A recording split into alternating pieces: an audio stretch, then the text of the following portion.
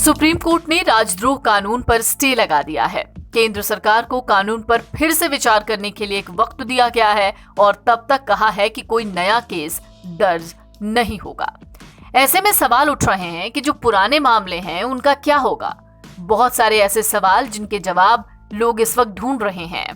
हालांकि इसी मामले पर अगली सुनवाई जुलाई के तीसरे हफ्ते में होनी है।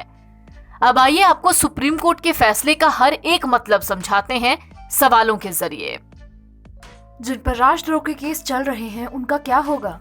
सुप्रीम कोर्ट ने कहा कि जिन पर राजद्रोह का केस चल रहा है, जो जेल में हैं, वो जमानत के लिए अदालत का दरवाजा खटखटा सकते हैं। उन पर कार्रवाई पहले की तरह चलती रहेगी। ये कोर्ट पर निर्भर करेगा कि आरोपियों को जमानत दी जाती है या नहीं। अगर फिर भी केस दर्ज होता है तो क्या? शीर्ष अदालत ने नए मामले दर्ज करने पर रोक लगा दी है, लेकिन अगर फिर भी कोई केस दर्ज होता है तो उसके लिए भी रास्ता निकाल दिया है। कोर्ट ने कहा कि अगर कोई केस फिर भी दर्ज हो जाता है तो आरोपी शख्स सुप्रीम कोर्ट के आज के ऑर्डर को लेकर निचली अदालत का रुख कर सकता है। राजद्रोह के केस में कितने लोग जेल में हैं? सुप्रीम कोर्ट में बहस के दौरान जब जजों ने पूछा कि कितने लोग राजद्रोह के आरोप में जेल में हैं, तब वरिष्ठ वकील कपिल सिब्बल ने कहा कि 13,000 लोग जेल में हैं।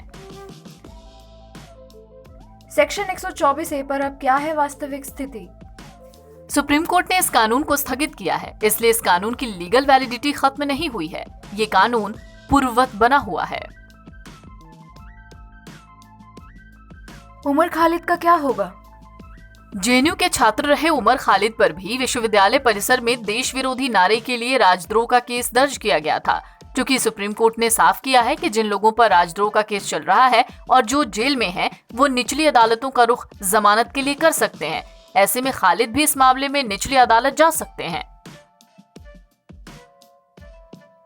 राजद्रोह कानून पर पुनर्विचार के लिए केंद्र के पास कितना समय?